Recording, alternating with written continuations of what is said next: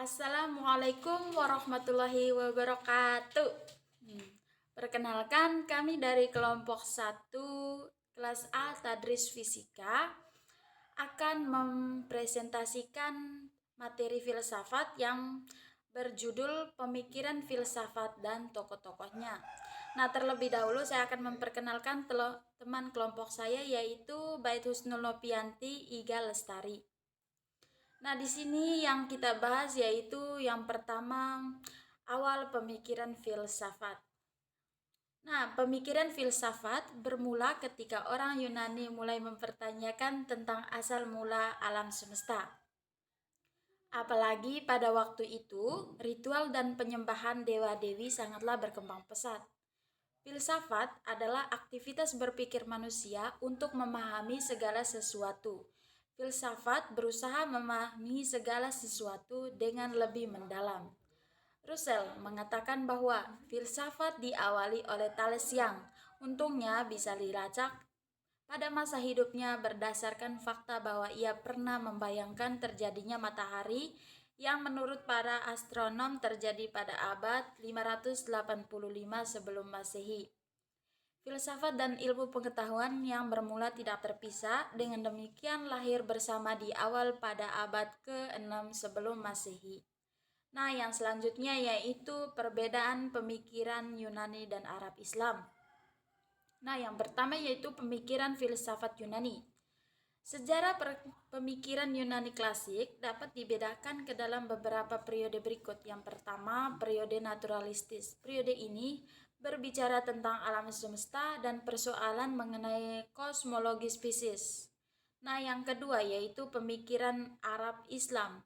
Pemikiran rasional Arab Islam tidak bersumber atau diimpor dari filsafat Yunani, tetapi benar-benar berdasarkan pada ajaran pokok Islam itu sendiri, Al-Quran dan Al-Sunnah.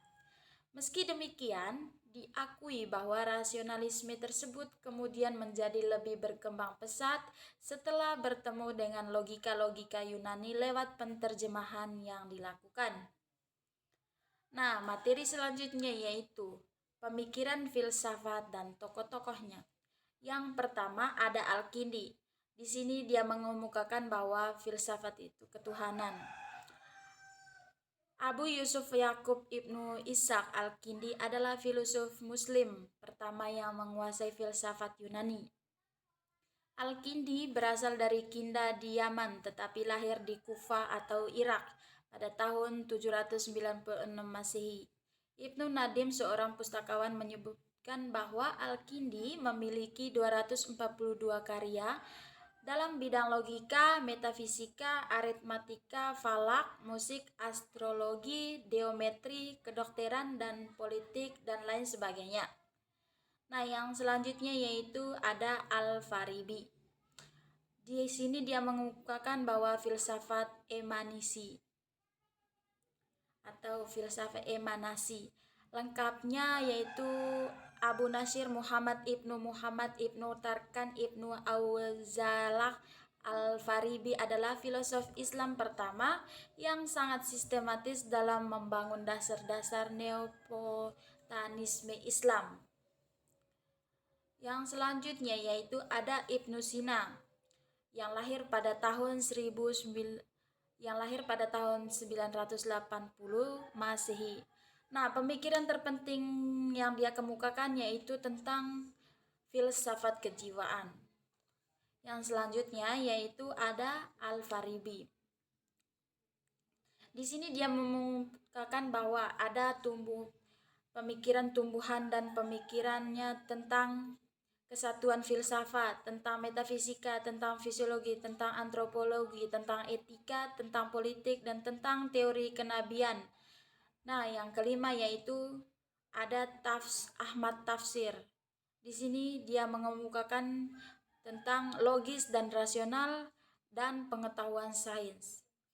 Yang selanjutnya itu ada Mitaki Misbah yang menjelaskan tentang etika cabang filsafat, etika rasional dan non-rasional, kausalitas alam dan kausalitas moral. Nah, yang selanjutnya yaitu kesimpulan. Nah, di sini dapat disimpulkan bahwa filsafat adalah aktivitas pemikiran atau cara berpikir manusia untuk memahami segala sesuatu.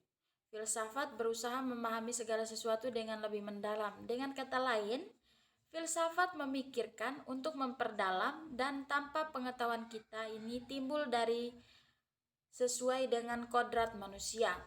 Karena manusia melebihi semua makhluk lainnya, justru karena ia mampu atau mempunyai pikiran, memiliki jiwa rohani yang mengatasi kebendaan atau materi belaka. Nah, mungkin itu saja yang dapat kami jelaskan pada materi kali ini. Bila ada kekurangan materi, bisa kita diskusikan di WA Group, dan jika ingin ada yang bertanya silakan didiskusikan di WA Group. Nanti makalahnya kami akan kirimkan di grup agar teman-teman semua bisa melihat secara lebih jelas materi yang akan kami bahas pada pertemuan kali ini. Sekian dari saya. Atas nama Siti Ratnasari, saya mengucapkan permohonan maaf. Bila ada kata yang salah, mohon dimaafkan, dan bila ada tingkah laku yang kurang berkenan, mohon dimaafkan. Billahi taufik wal hidayah. Wassalamualaikum warahmatullahi wabarakatuh.